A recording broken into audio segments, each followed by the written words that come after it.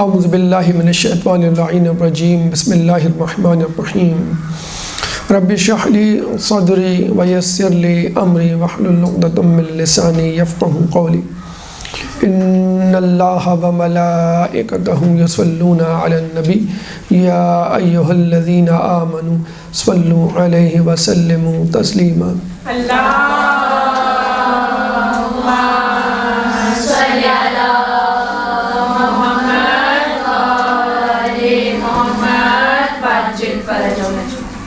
ایثار اہل بیت اور ہماری ذمہ داری۔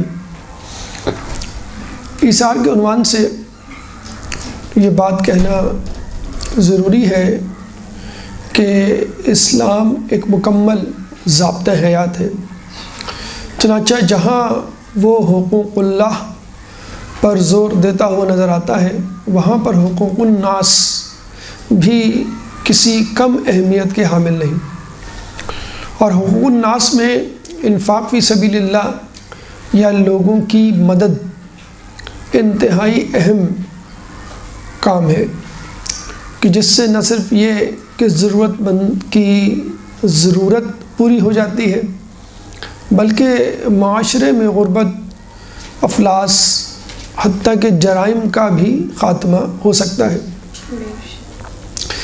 اللہ تعالیٰ انفاق فی سبیل اللہ کو اولین شرائط یا اولین خصوصیات تقوی قرار دیتا ہے، اور تقوی کو کتاب الہی کے سمجھنے کے لیے سب سے پہلی شرط ذالک الکتاب لا ریب فیہ ھدی للمتقین الذین یؤمنون بالغیب ویقیمون الصلاۃ ومما رزقناہم ینفقون، کہ یہ وہ کتاب ہے کہ جس میں کوئی شک نہیں، اور ہدایت ہے متقین کے لیے۔ اب متقین کون ہیں؟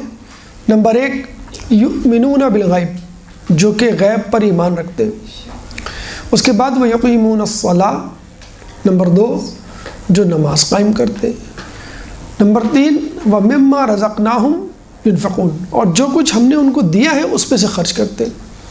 تو نہ صرف یہ کہ اللہ پر، جنت دوزخ پر، غیب پر ایمان ضروری ہے، نماز کی ادائیگی بھی ضروری ہے کیونکہ وہ عبادتوں کا تاج ہے، عبادتوں کی سردار ہے، مومن کی معراج ہے۔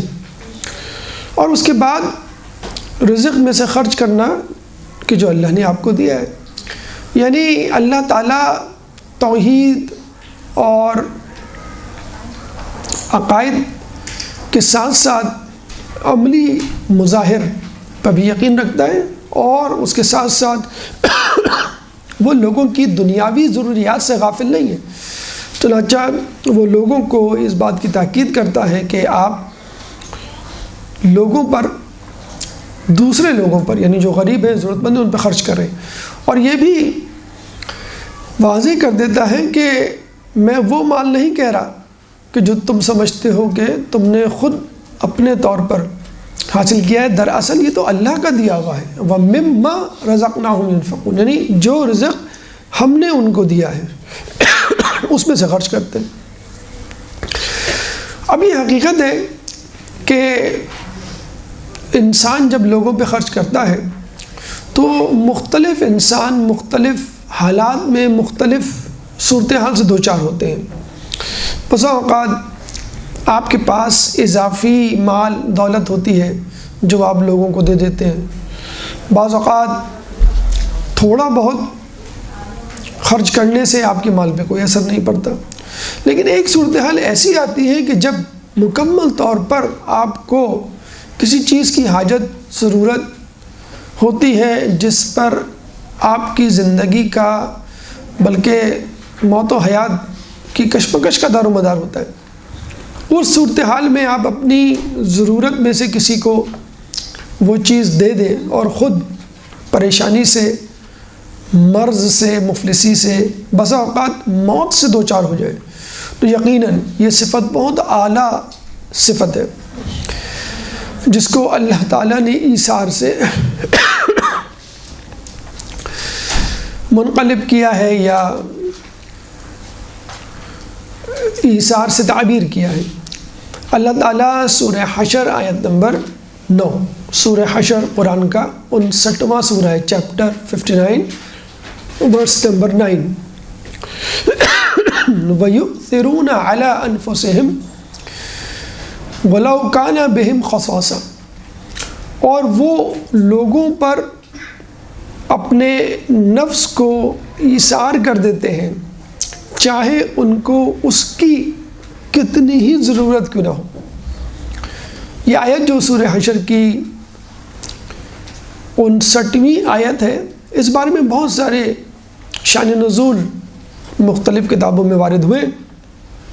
مثلا ایک شان نزول یہ ہے کہ رسول اکرم صلی اللہ علیہ وآلہ وسلم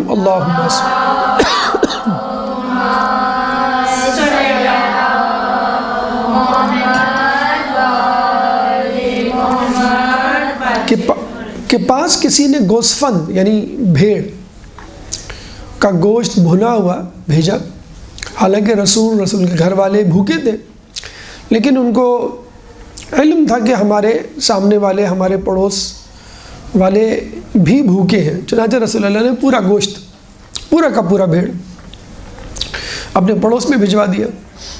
کہتے ہیں کہ پڑوس میں جس صحابی کے پاس یہ گوشت پہنچا، اس کو یہ علم ہوا کہ سامنے والا گھر، اس میں بھی بھوک افلاس ہے، ان کے پاس بھی کھانے کو کچھ نہیں، چنانچہ انہوں نے بھی بغیر کچھ کھائے وہ کھانا، وہ بھیڑ پورا کا پورا دوسرے گھر پہنچا دیا۔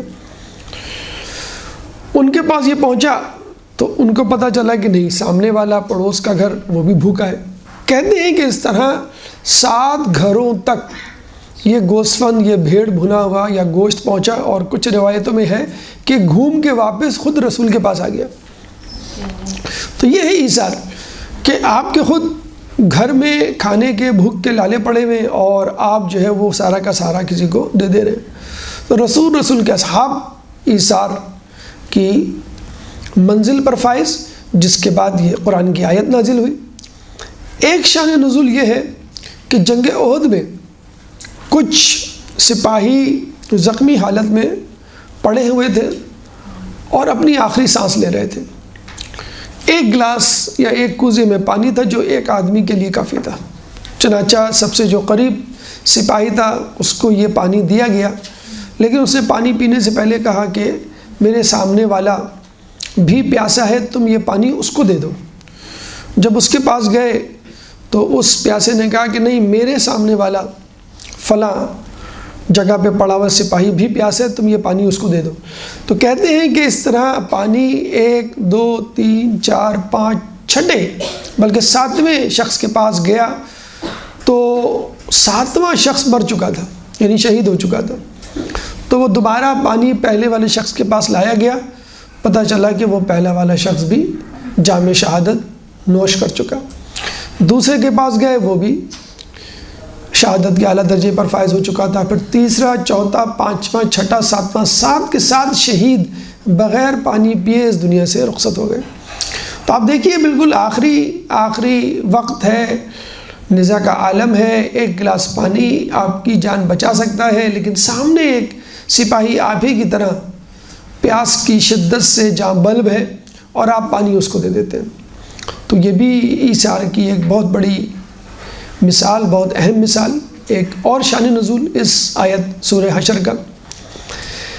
ایک تیسرا شان نزول ہمیں ملتا ہے کہ رسول اللہ نے جب یہودیوں پر فتح حاصل کی، یہودیوں کے قبیلے بنو قریظہ پر، تو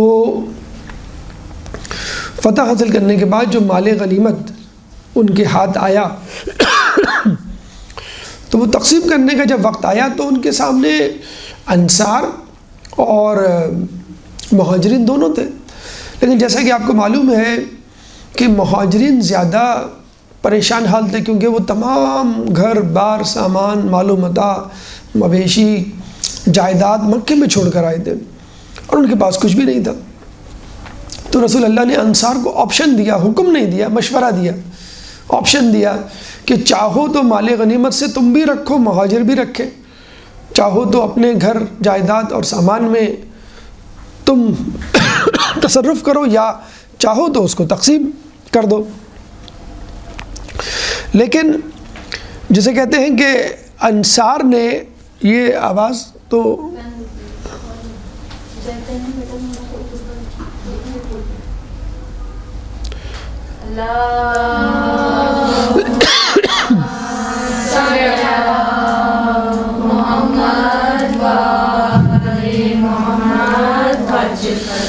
تو کہنے کا مقصد یہ ہے کہ انصار نے کہا کہ نہیں، ہم یہ چاہتے ہیں کہ مال غنیمت میں سے سارا مال غنیمت ہم مہاجرین کو دے دیں، اور اپنے گھر بار جائیداد اور مال و مویشی میں سے بھی آدھا انصار کو مہاجرین کو دے دیں۔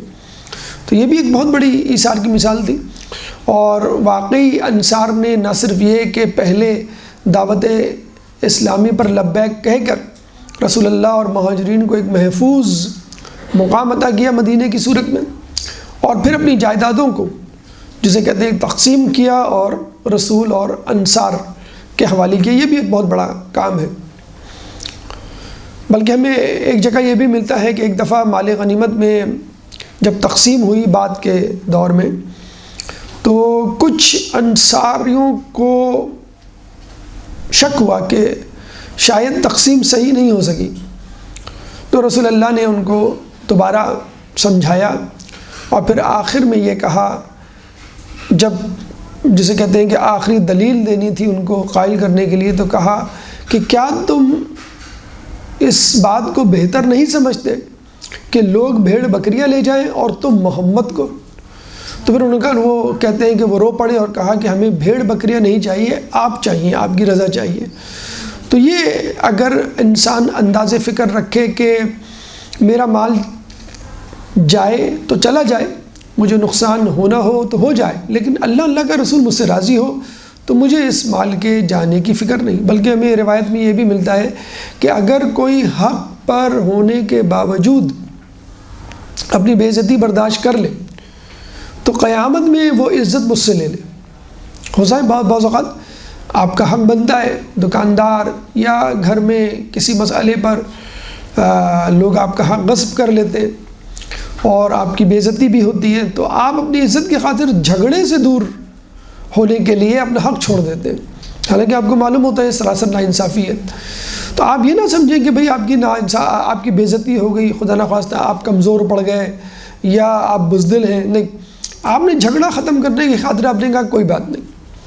اکثر ہوتا ہے بھئی فلاں نے ہماری دعوت نہیں کی تو ہم کیوں دعوت کریں، فلاں نے ہمیں تحفہ نہیں دیا تو ہم کیوں تحفہ دیں، فلاں جو ہے ہمارے فلاں بھائی کی شادی میں نہیں آئے تو ہم ان کی شادی میں کیوں جائیں، فلاں ہماری مجلس میں نہیں آتے تو ہم ان کی مجلس میں۔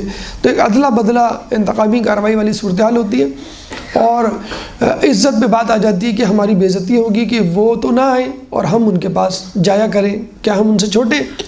تو اگر آپ یہ سمجھ رہے ہیں اس میں آپ کی بے عزتی ہے یا آپ کی عزت جا رہی ہے، تو رسول کہتے ہیں کہ وہ عزت قیامت میں مجھ سے لے لے۔ کتنی بڑی بات ہے کہ رسول اپنے پاس سے آپ کو وہ عزت عطا کریں گے، اور جو رسول عزت عطا کریں گے اور جو عزت قیامت میں آپ کو ملے گی وہ یقیناً اس دنیا کی عزت سے کہیں زیادہ بہتر اور دائمی ہوگی۔ دنیا کی عزت بہت تھوڑی اور عارضی ہے، لوگوں کی طرف سے ملنے والی ہے۔ اچھا، پھر تیسرا شان نزول، چوتھا شان نزول ہمیں ملتا ہے کہ رسول کے پاس ایک شخص آتا ہے غریب و نادار اور بھوکا ہوتا ہے۔ رسول کسی سے پوچھتے ہیں، بلکہ پہلے اپنے گھر پوچھواتے ہیں کہ میرے گھر سے کچھ کھانا ہو تو لے آؤ۔ جب وہ جاتے ہیں رسول کے گھر تو پتہ چلتا ہے کہ کھانا نہیں ہے، تو رسول جو ہے وہ لوگوں سے پوچھتے ہیں کہ انصاری کھڑا ہوتا ہے اور وہ اس شخص کو اپنے گھر لے جاتا ہے اور اس کی مہمان نوازی کرتا ہے، اور پھر یہ آیت نازل ہوتی ہے۔ لیکن یہی واقعہ جو کچھ اس انصار کے حوالے سے بیان ہوا ہے، خود مولا کائنات حضرت علی ابن ابی طالب علیہ السلام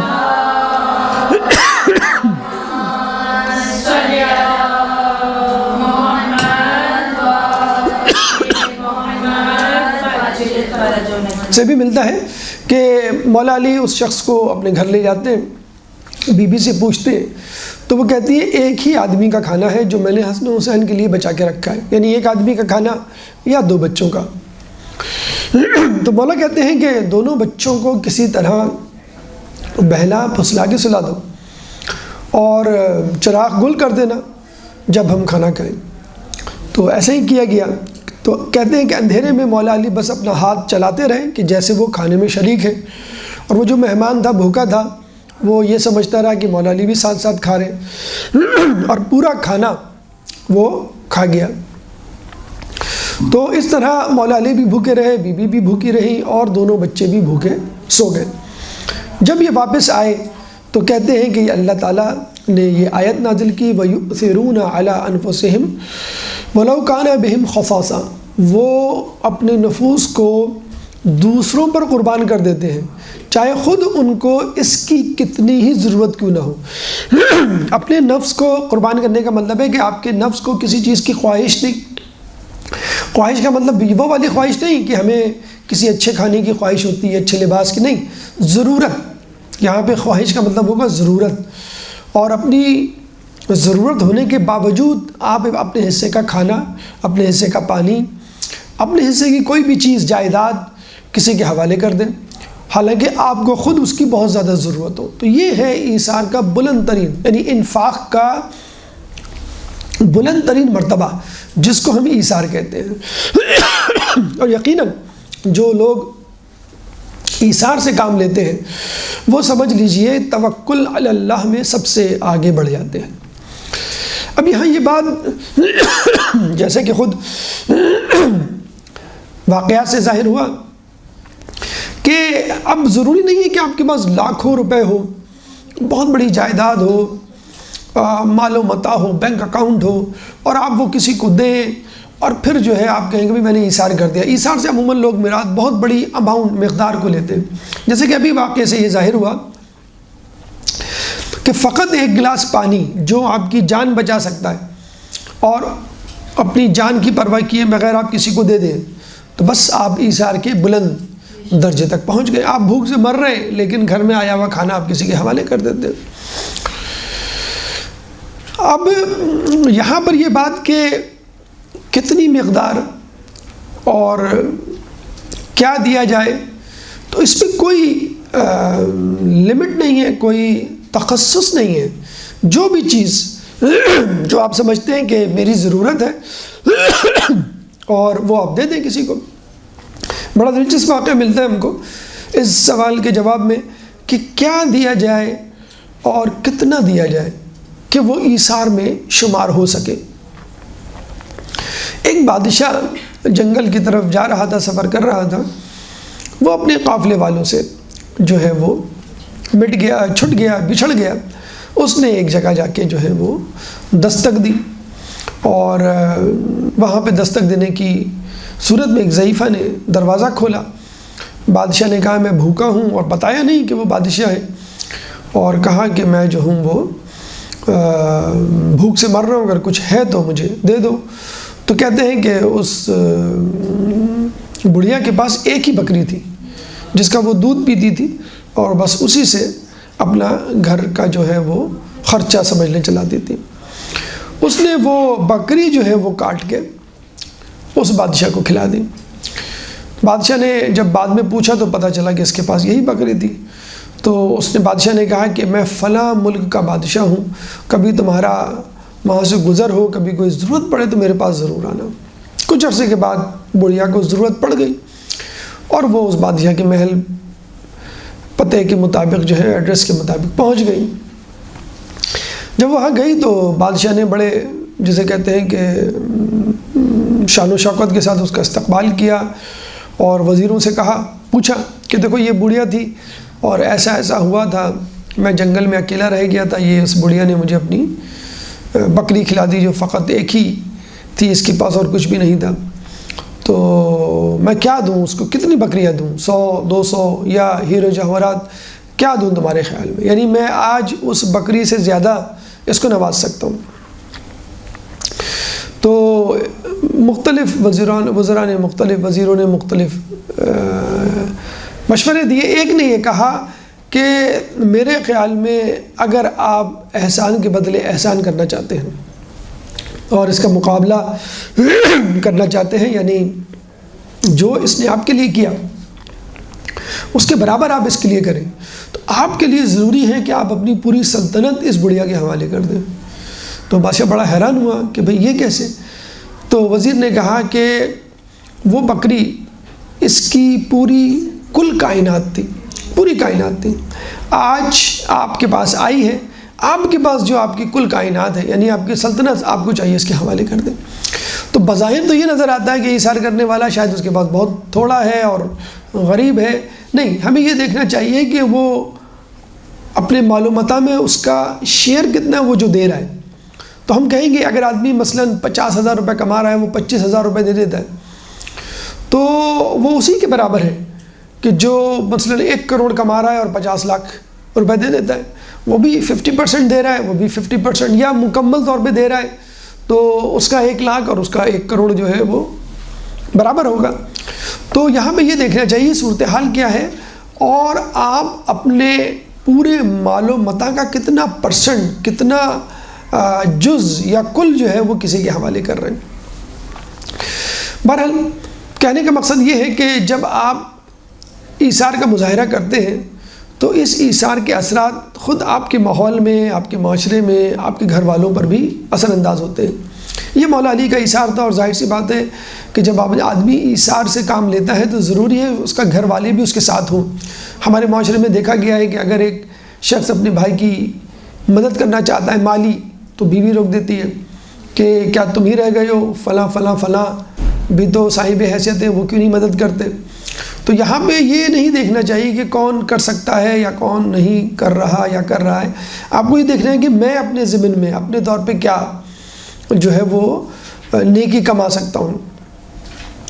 تو جب آپ آگے بڑھیں گے تو خود بخود باقی لوگ بجائے اس کے کہ آپ کسی کو کہیں۔ اب آئیے قرآن میں سورہ دہر کی آیت نمبر 8 کی طرف، جو ان لوگوں کے لیے اتری کہ جنہوں نے یہ نہیں دیکھا کہ ہم چھوٹے ہیں بڑے ہیں، اس ایثار کے لیے مطلب مکلف ہیں، یعنی کوالیفائی کرتے ہیں کہ نہیں۔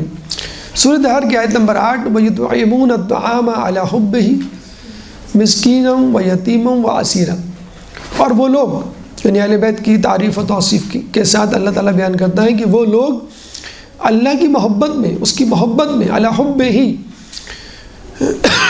کھلاتے ہیں۔ کس کو کھلاتے ہیں؟ مسکین کو، یتیم کو اور اسیر کو۔ تو وہ ملتا ہے کہ بی بی نے جب یہ حسن حسین بیمار ہوئے تھے تو مولا نے اور بی بی نے منت مانی تھی 3 روزوں کی، رسول اللہ نے ان کو کہا تھا۔ جب وہ صحت یاب ہو گئے تو آپ دونوں نے روزہ رکھا، تو جب دونوں نے روزہ رکھا تو بچوں نے بھی رکھا اور بی بی فضہ نے بھی رکھا۔ تاکہ یہ ہے ٹیم ورک، یہ ہے اجتماعی ماحول کہ آپ بچوں کو کہیں نہ اور بچے خود بخود جو ہے وہ اس بات پر عمل کریں۔ تو بچوں نے بھی رکھا اور بی بی نے بھی رکھا، مولا نے اور فضہ نے۔ اب 5 روٹیاں، اس زمانے میں بس روٹی ہی افطار تھی، روٹی ہی کھانا تھی، روٹی ہی سالن تھی، یعنی ہماری طرح نہیں کہ افطار ہماری الگ ہوگی اور اس کے بعد کھانا الگ لگے گا، روٹی کے ساتھ قورمہ یا جو بھی چیزیں ہوں گی۔ تو فقیر آتا ہے پہلے، تو مسکین آتا ہے، تو مولا علی، بی بی، پھر حسن حسین، فضل، جب 5 کے 5، اچھا فقیر ایک ہی تھا جو کہ روایت میں ملتا ہے، لیکن دی 5 نے، کوئی ایک بھی دے دیتا تو کام چل جاتا۔ اچھا اگر بڑوں نے دیا تو دیا، بچوں نے کیوں دیا؟ یعنی ان پہ تو کوئی ایسا واجب نہیں تھا بچوں کے حوالے سے، لیکن بچوں نے بھی جسے کہتے ہیں کہ انفاق کیا، ایثار کیا۔ دوسرے دن پھر ایک یتیم، پھر وہی ایثار کہ سب نے اپنا جو ہے کچھ اس فقیر کو دے دیا، اور تیسرے دن پھر دوبارہ ایک اور مرتبہ یعنی اسیر، اور 5 نے دے دیا۔ تو یہ ایک بہت بڑی بات ہے کہ 5 کے 5 افراد، تینوں کے تینوں دن، اچھا یہ بھی نہیں کہ آپ نے افطار نہیں کی چلے کھانا کھا لیں گے، کھانا نہیں کھایا چلے سحری میں کچھ کھا لیں گے، بس وہی افطار وہی سحری اور وہی کھانا۔ تو 3 دن مسلسل اہل بیت جو ہے بھوکے رہے ہیں۔ تو پھر اللہ تعالیٰ نے جو ہے وہ یہ آیت اتاری۔ تو یہ ہے وہ ایثار کہ جو اہل بیت نے 3 دن تک جو ہے وہ روا رکھا۔ اب آئیے اس طرف کہ جس طرح ہمارے دل میں ایک شیطانی وسوسہ آتا ہے کہ اگر ہم کسی کو کچھ دے دیں گے تو شاید ہمارے مال میں کمی ہو جائے گی، یا ہم بھوکے رہ جائیں گے، یا ہم جو ہے قلاش یا مفلس ہو جائیں گے، یا ہماری روزی روٹی میں کمی، وقتی طور پہ کمی تو شاید آ جائے، وقتی طور پہ ہم غربت کا شکار ہو جائیں۔ لیکن دیکھا یہ گیا ہے کہ جو لوگ، ایثار تو بہت دور کی بات، ایثار تو اس وقت آئے گا کہ جب آپ کو کسی چیز کی ضرورت ہو اور آپ دیں۔ انفاق کرتے ہیں، انفاق یعنی کسی نے کچھ مانگا، 10,000 20,000 کھانا، لباس یا کوئی بھی چیز آپ نے اس کو دے دی، اور ٹھیک ہے آپ کا گھر، آپ کا راشن اور آپ کا کچن اور آپ کا جو ہے وہ معاشی جو ہے وہ روٹین وہ چل رہا ہے، کوئی کمی بیشی نہیں ہوئی، تو آپ کے مال میں برکت ہوتی ہے۔ اب آپ امیر ہوں کہ غریب ہوں، یہ ایک طرح کی تجارت ہے کہ مال دینے سے، دینے کا مطلب ہے جو آپ نے اللہ کی راہ میں دیا۔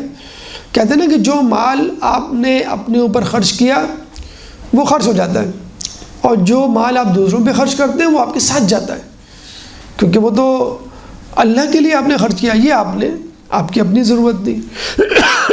تو بلکہ روایتوں میں یہ بھی ملتا ہے، غربت میں اللہ تعالیٰ سے، جو مفہوم حدیث ہے، غربت میں اللہ تعالیٰ سے تجارت کرو۔ کیسے تجارت کرو؟ اللہ کی راہ میں دے کے۔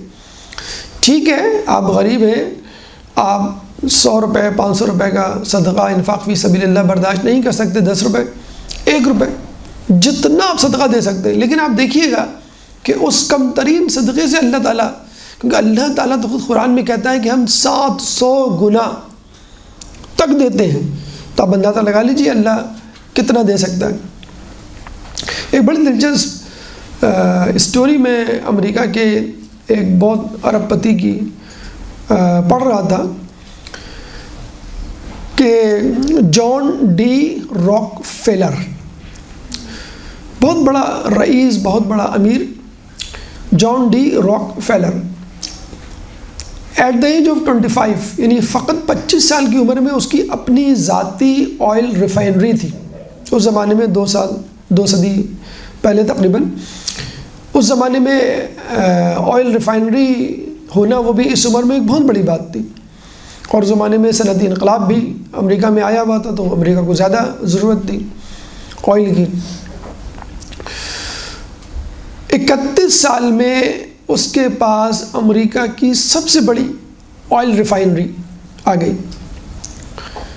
38 سال میں وہ امریکہ کا سب سے بڑا تیل کا سپلائر بن گیا۔